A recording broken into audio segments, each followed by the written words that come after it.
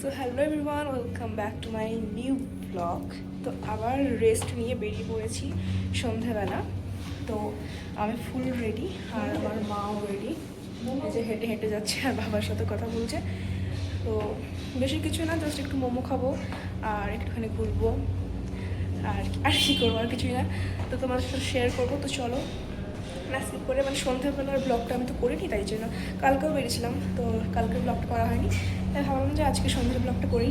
যখন এত সুন্দর তো রেডি হয়েছি, তো প্লিজ কমপ্লিমেন্ট দিও যে কেমন লাগছে আমাকে। তো আমি এখন কন্টিনিউ মানে পুরো ব্লগ করে যাচ্ছি, তারপর সময় নিয়ে বাড়ি গিয়ে এডিট করে পোস্ট করব। ঠিক আছে, এখন হয়তো আমি ফেসবুকে কিছুই পোস্ট করছি না, যখন করবো একদম কন্টিনিউ করবো। ঠিক আছে, তো চলো না স্কিপ করে দেখতে থাকো। আর হ্যাঁ, কেমন লাগছে প্লিজ কমেন্টে জানিও।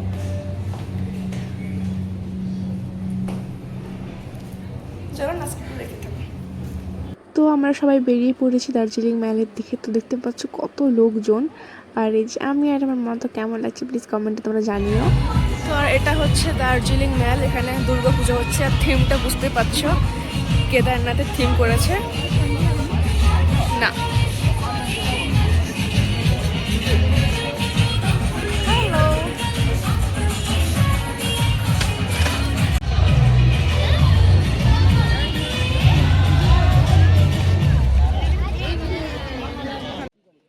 তো আমরা এবার চলে এসেছি চা খেতে।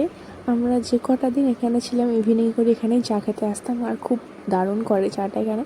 তো এখানে একটু বসে পাহাড়ের ভিউ দেখলাম, চা খেলাম, দার্জিলিং ম্যালে লোকজনদের দেখলাম, চা কিনলাম, তারপরে চলে গেছিলাম একটুখানি মার্কেটিং করতে। তো চলো সেখানে গিয়ে আবার দেখা হচ্ছে।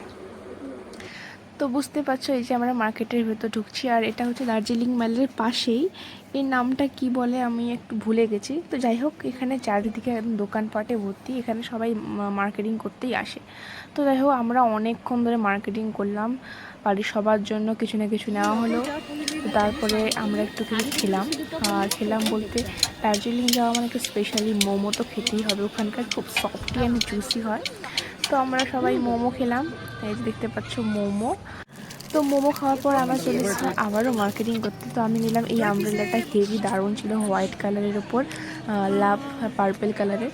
তো এটা আমি নিয়েছি। তারপর আবারও কিছু কেনাকাটা হলো, মানে প্রায় 2 ঘন্টা মতো লেগে গেছে এই মার্কেটে। তো সাডেনলি হুট করে বৃষ্টিও শুরু হয়ে গেছে, তাই জন্য আমরা চলে এলাম।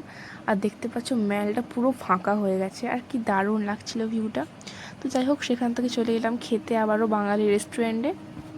তো আমরা এখন চলে এসেছি খেতে, আর খাবো হচ্ছে রুটি তড়কা। আজকে বেশি কিছু খাবো না, কারণ মোমো টোমো খেয়ে নিয়েছি, তাই জন্য বেশি খাবো না।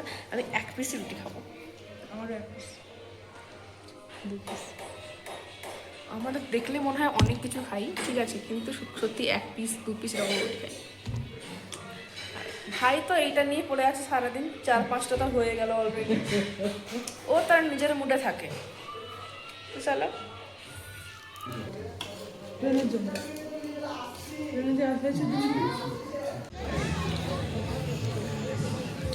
তো আমাদের খাওয়া হয়ে গেছে, আর এখন পুরো ফাঁকা হওয়ার পর্যায়ে, সব দোকানপাট বন্ধ।